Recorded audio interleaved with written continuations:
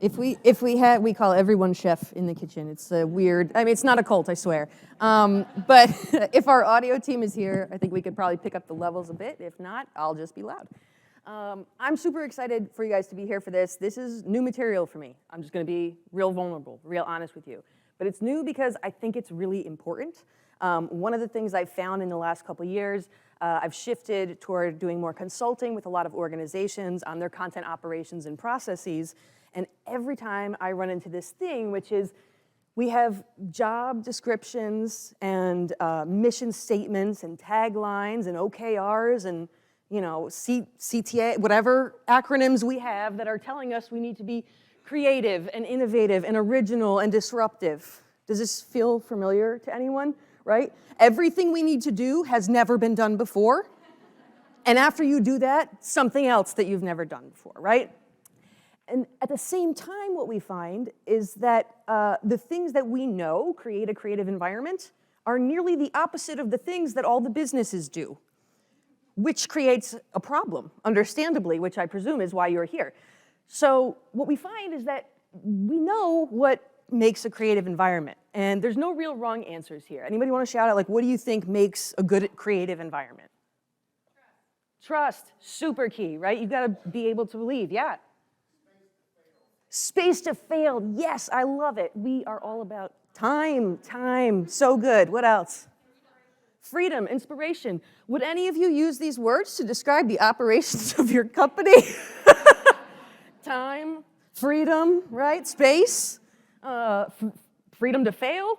I don't know, they say fail fast, but that just means so they can fire you faster, right? This is what we find, right? The business confinements that we are up against run opposite of what we know creativity needs in order to thrive, right? So we know we need collaborative problem solving.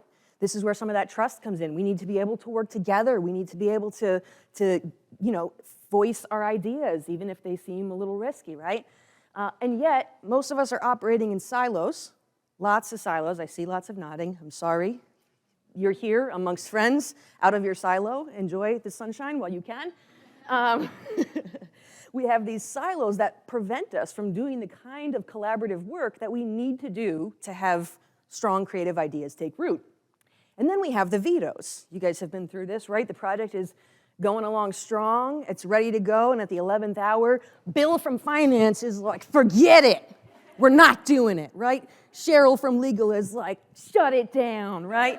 They come in and they wreck it, right?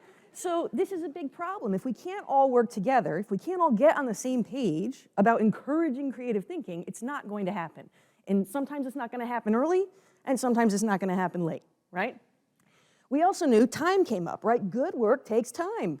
Does anyone feel like they have lots of surplus time on their hands? I mean, we're already, most of us, doing like 3, 4, 5 jobs, right? We've got more on our plate than we've ever had before. Every time a new social platform comes out or a new ad format, you just know that's like 20 more minutes you're not going to get home at the end of every single day, right? It's just one more thing on our plates. So we are in these environments that overburden us with work and that prioritize speed when we know creative work takes time, right? Disruption requires risk, right? That's where our freedom for failure comes in. Nobody has ever disrupted anything by doing what's always been done. It's kind of like inherent to the whole disruption thing. Like, you got to shake things up a little bit, and you can't do that by staying still. And yet, failure is punished in our organizations, right?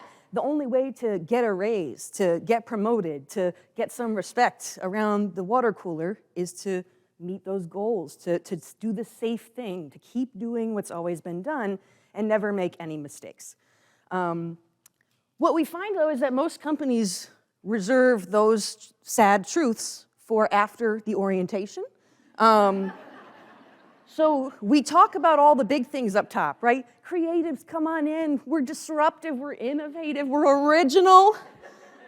Come on in, this is the place for you. Shh. Right?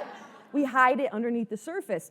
And sometimes if you're involved in hiring, have you ever had that moment where, I see the nodding already, you're in the interview and they're like, I can't wait to be so creative, and you're like, me either, you know? But this is what happens, right? We hide it under the surface because we all know we're not operating in the ways that it requires. What I think is the problem is we think of creativity like planting seeds, right? If we just get enough creatives in here, put them in the soil, stamp on them a little bit, a little bit of water, not too much, then the ideas sprout, right? That's all we gotta do. We just gotta convince these creatives to come in, plant them, and then revenue, I think, right? That's like the 1, 2, 3. We think if we just throw more money at the problem, get a couple more head counts, get a designer in there, and everything will be fine.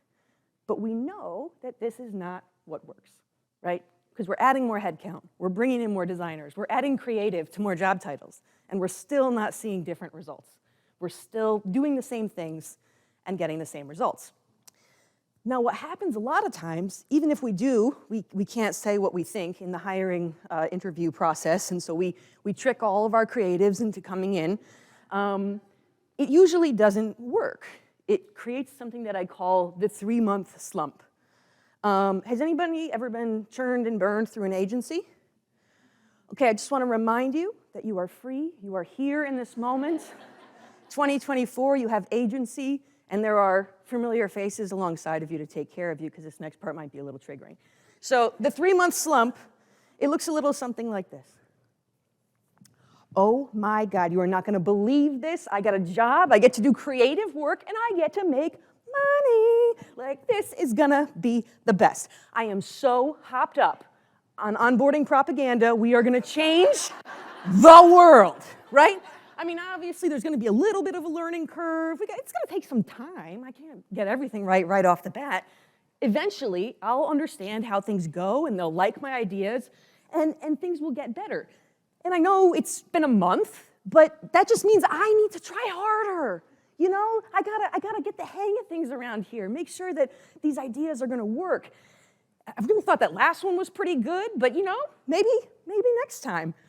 I'm starting to wonder if I'm incompetent. I'm positive that I'm incompetent. I'm not incompetent, they're incompetent. I've made a huge mistake. My whole career is in the toilet. I can't take this anymore. I'm going back to freelancing where I might have to sell a kidney, but I won't have to sell my soul.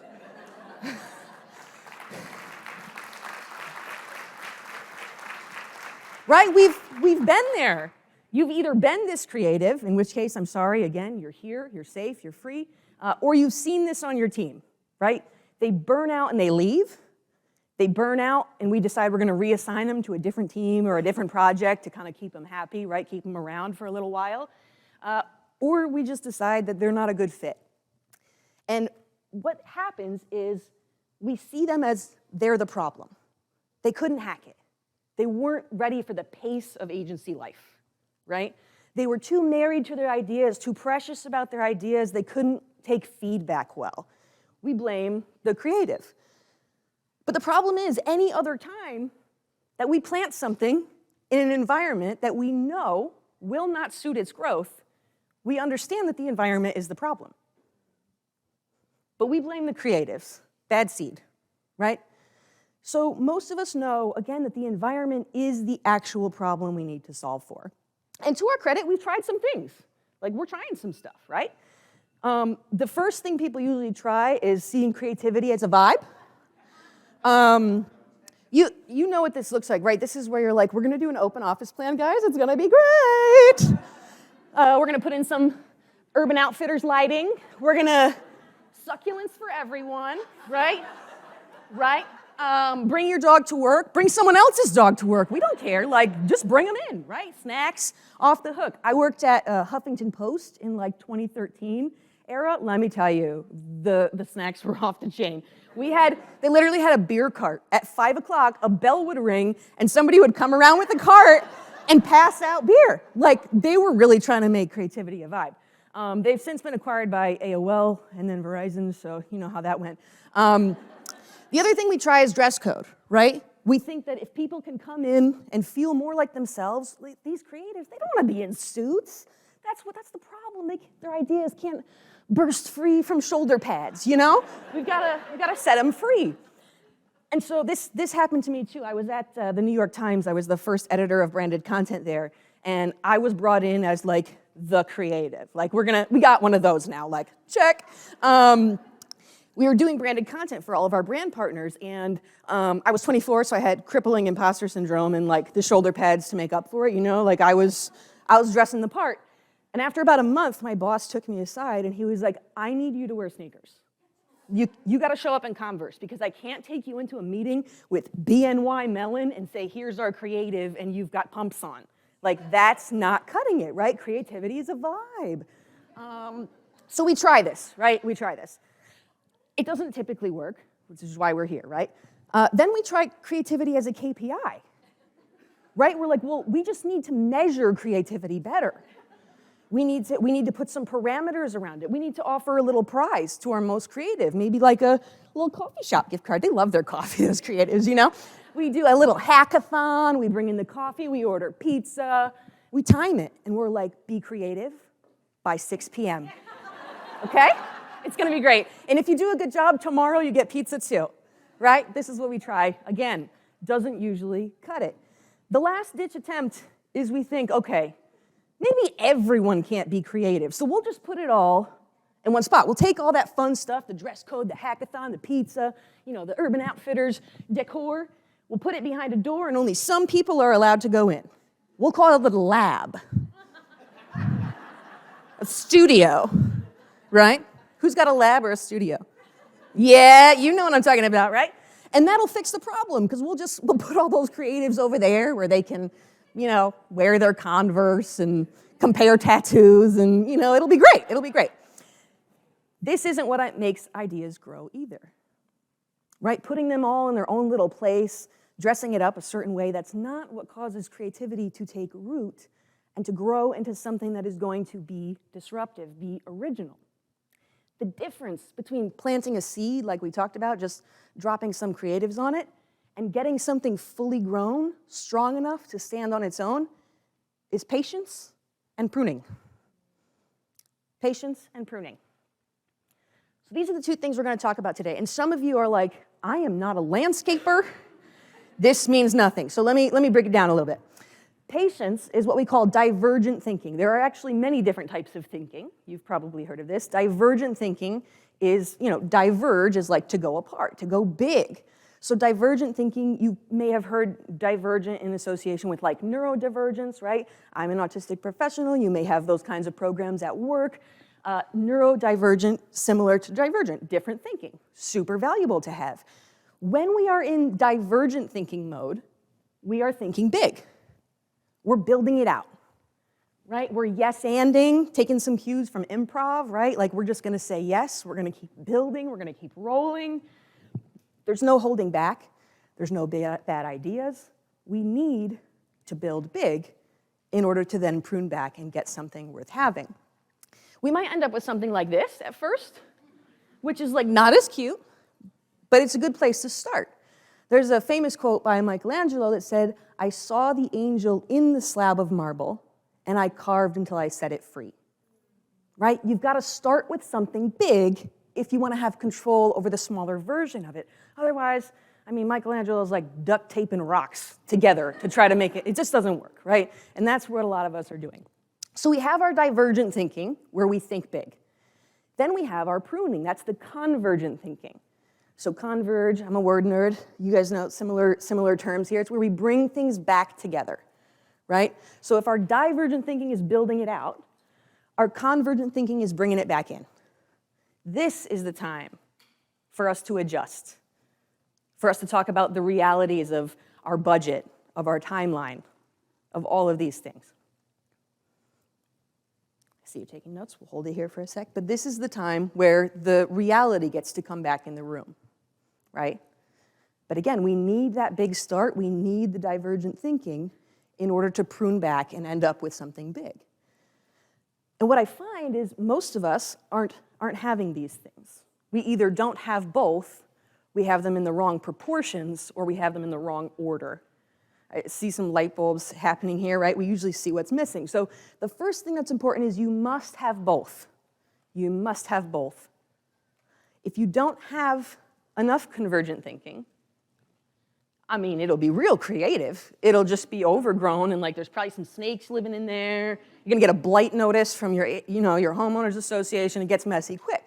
We can't have complete freedom all the time. It gets a little bit too much. We need the convergent thinking to bring that back in, right? But the more common problem is that we don't have enough divergent thinking, and we end up with more of the same things. No one's allowed to think differently. No one's allowed to potentially fail. No one's allowed to take risks. So we end up with a lot of the same, right? So it's important, too, that you have them in that order. In that order. Divergent thinking first, and then convergent thinking. We think big, and then we bring it back in. A lot of times what happens is, or in organizations, is we have the convergent thinking too soon. Someone's like, okay, I got this crazy idea. You're gonna love it. We're gonna work with the client. And you're like, we don't have the budget. We're not doing it, right? Or you're like, this is gonna be amazing. I have this really cool idea. And someone goes, have you talked to Cheryl from legal? Because it's not gonna pass, right? Like, the negativity comes in too soon and we never get a chance to grow. We're cutting our creatives off at the knees, which creates that 3-month slump, and now we're down a kidney, right? So this is why it's important for us to not only have both of these things, but to have them in this order. Is this making sense? Awesome. But again, you're not landscapers, so you're like, let's apply this to our environments. So this is where I bring you the 3 Ps to propagate creativity in your organization, okay? Why are they 3 Ps? Because that'll help you remember it, no other reason. These are 3 things that I want you to shift. They're kind of mindsets. They're ways you can think about this work in your organization. We're also going to tie each of them to really tangible outcomes and tangible actions you can take in your organization to try to foster this kind of creative environment. So the first one is to promote divergence. So you now understand that divergent thinking is that big thinking differently, right? In order for us to have the kind of big ideas we want, we first need overgrown ideas. And that means we have to be patient enough to let that happen. We have to encourage that type of thinking. Now that's going to be tough because open collaboration, as we talked about, is not always welcome in a lot of environments or not always inherent to the way that it's structured. So let's talk about a couple of the ways that you could promote divergence in your organization to try to make sure you have room and space for this kind of divergent thinking. So the first thing is to actually create dedicated divergent thinking time. Most of us have a brainstorm, single meeting to come up with an idea. Is that accurate for everybody here? Right. Okay, so that's where, Cheryl from legal's cutting it down before it's even out of your mouth, right? We need to separate these 2 things. So what that looks like day to day in each of your organizations is going to be a little bit different based on your operations, based on the level of work you're doing. But invite any opportunity you can to try to separate those things, to give it dedicated time. This is not a time for going small. This is not a time for limitations. This is a time for big ideas. We'll let it marinate. We'll come back and converge later, right? We also want to invite unexpected contributors. So when I was at the New York Times, one of the things that was really cool early on, didn't seem like it at first, but turned out to be good, we didn't have enough people. And so we borrowed talent from a lot of different teams. This different team over here had a spare designer with some time, so we'd bring him in to help us with a project. And as a result, we got really cool ideas being suggested from places that never would have been in a dedicated meeting. A UX designer helping us with, a button issue would say, hey, did you know that we have this capability and we can do this other cool thing? And we're like, no, that's an awesome thing. Let's do that thing. A tech guy would come in and say, hey, I know you always do it this way, but there's actually a way we can do it that allows you to capture the data more efficiently and coach us through how to do that. This was one of the most fun parts of the job, is allowing those people who are unexpected contributors to have their chance, their say. They have a lot of value that they can add. They probably don't feel like that's currently allowed. So, tangible actions to take. Think about who those people might be, where they are in your organization, other teams. See if there's ways for you to introduce your teams. So again, every organization is different, whether that's like a lunch and learn, whether you do like a buddy program, whether you have a formal like mentorship or employee meeting group, or whether you guys just all sit at the same table for a couple days at lunch to like meet up, allowing those back channels to exist. Because a lot of times it's not going to be in the formal brainstorm meeting. It's going to be a Slack message, right? It's going to be an email. It's going to be a G-chat. It's going to be whatever technology you're using, a side thought, an idea, right? Another great example of this, so when I was at the Huffington Post, we were more startup-y then, hence the succulents and the nap pods and all the other stuff we had. I was having a huge issue trying to track all of our campaigns, right? We were doing these campaigns of sponsored content, but the system wasn't built for that. And so there was no way for us to track any sort of holistic performance. They were built for news folks who were like, I don't care how many page views it gets, that's not what we're here for. So I made friends with one of the tech guys who managed our system, and we came up with a system where we could add tags to the content that didn't show up on the page. So we called them ghost tags. It was very cool. So we would add these tags that had the client's name or the name of the campaign or something like that, so we could then run a report for all the content with that tag. Now, is that what the system was meant to do? No, but it did save me 5 to 10 hours of manual reporting every single week because a tech guy knew the problem that I was having and was able to suggest an unconventional solution, right? So build those interpersonal connections. This one is going to be more effective if you get your people together and allow them to cross-pollinate rather than like forcing a shared brainstorm situation. That's just awkward for everybody. The next thing I want you to think about is how you might be able to incentivize experimenting. All of our incentive structures, like we talked about in the beginning, are set up to incentivize behaviors that are not creative, behaviors that inherently inhibit creativity, right? We want you to meet this quota. You have to do this number of things in a given period of time, right? I know some of this may not be in your control. OKRs, they flutter down from a level above us and we deal with what we get. But think about ways within your organization that you can incentivize experimenting. This could be as simple as like a Slack channel that you guys may already have for shouting people out, and make a concerted effort to say, hey, so-and-so suggested something we've never done before. Super excited to see how this turns out. Or, hey, everybody go check this out. We always do XYZ. This time we tried ABC. Let us know what you think, right? Make it something to celebrate. Make it something that people are excited to do and that they know they have the psychological safety to do, right? We want to incentivize that experimentation in any way that we can so that we can get our overgrown stuff and we can prune away something that's going to be useful for us. Which brings us to our second P. So first we're going to promote divergence, right? We make sure we have all that big thinking, that collaboration, that safety to say those things, and then we are going to take active steps to postpone that convergent thinking until a later time. We know that those strong roots take time, right? You got to let those ideas simmer a little bit. With the Creator Kitchen, we make a lot of like food puns, kitchen puns. It's free with membership, but it's a lot. So we let the ideas simmer, right? We let them marinate, right? I can't think of any more, so that's it. That's what we're doing. But when we postpone convergence, we're making note of the fact that, again, we need both of those things. We need the divergent thinking and the convergent thinking, but they need to be sequential and not at the same time. So we're looking how we can take active steps to let that happen. One of the easiest ways to do this is this first one, to just explicitly say, this brainstorm is not for limitations. This brainstorm, let's think big, and we'll talk about the limits later. It's amazing what that simple change will do. You stop getting but, and you start getting, oh, yeah, that would be fun, right? Because no one's job is to speak up and make their worth known by shooting down someone else's idea. We've changed the KPI of the meeting to yes and. We've changed the KPI of the brainstorm to building and adding and yes-anding, right?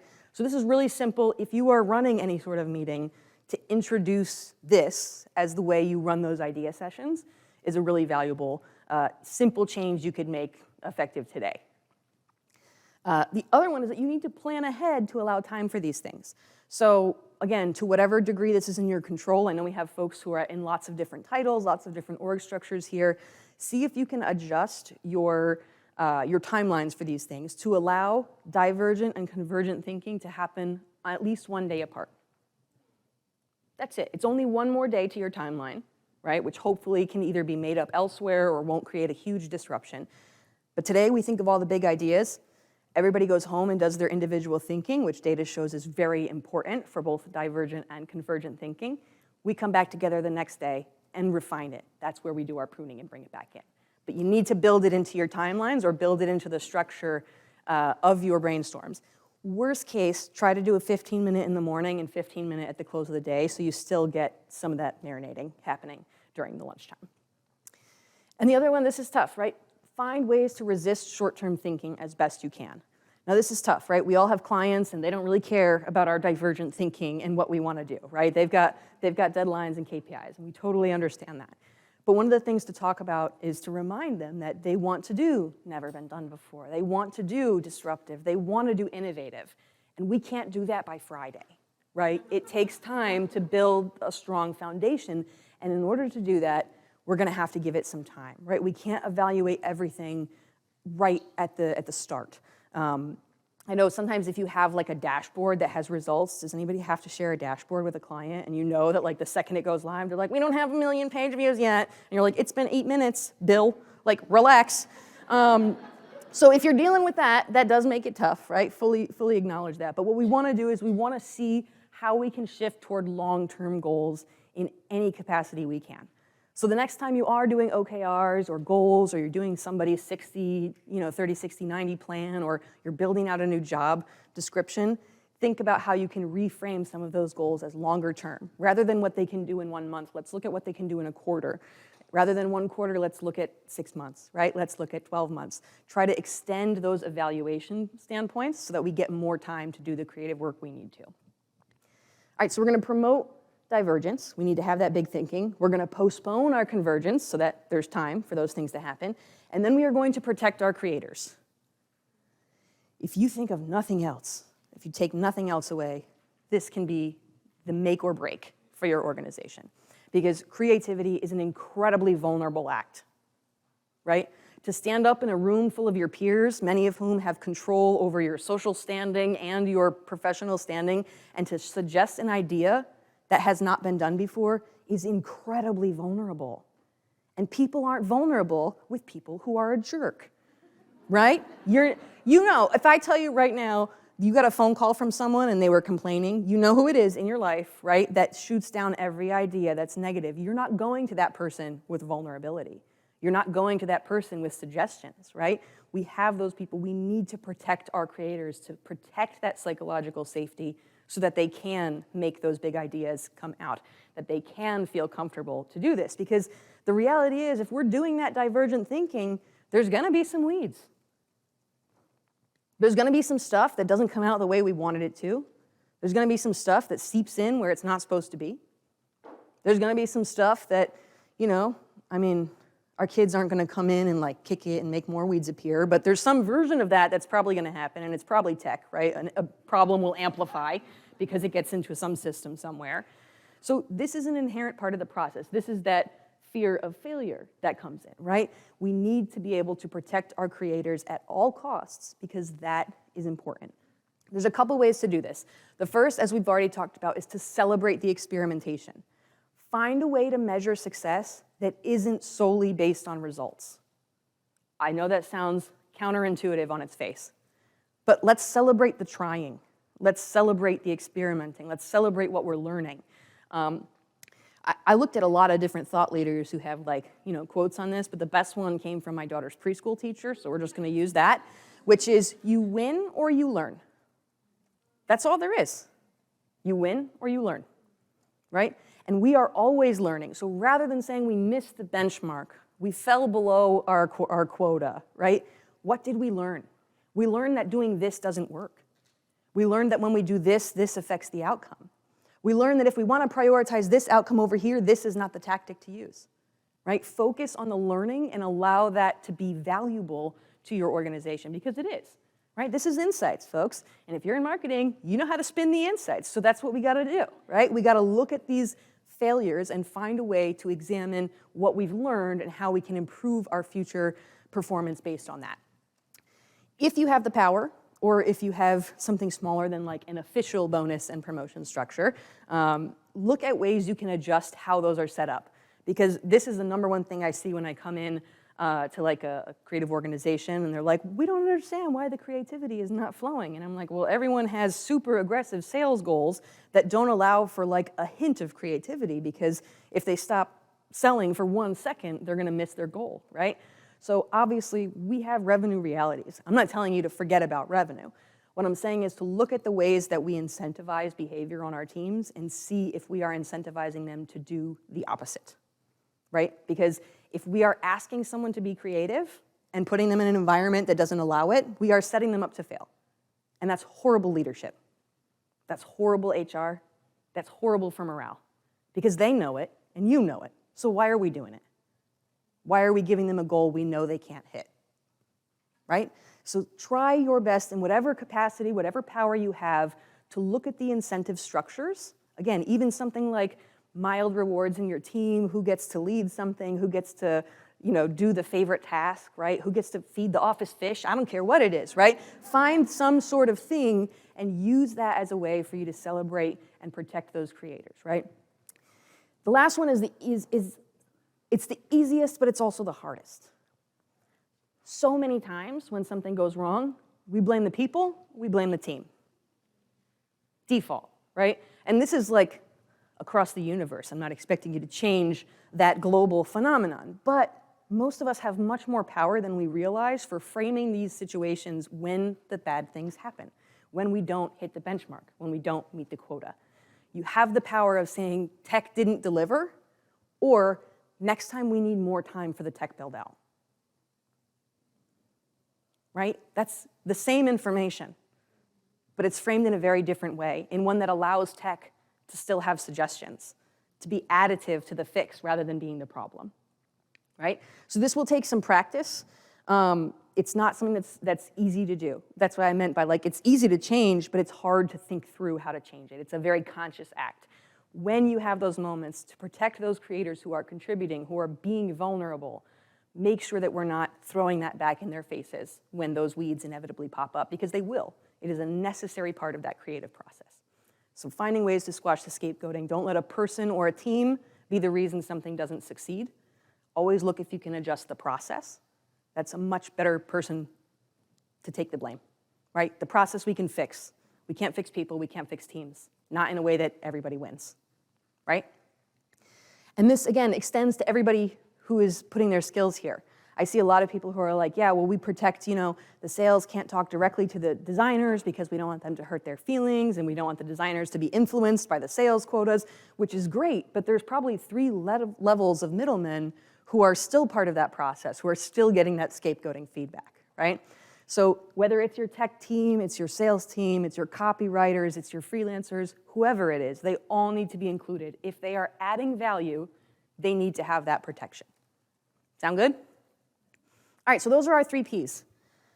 We want to promote divergence, make sure we have that big thinking. We want to postpone convergence so that we're not doing the judgment until later. And then we need to protect the creators who are going out on a limb to help us achieve those goals of innovation, disruption, creative ideas. When we do that, that's how we get the strong roots. We get the strong trunk. We get the lovely array of branches, right? This is how we grow something strong in our organization. We make creativity take strong root in our organization.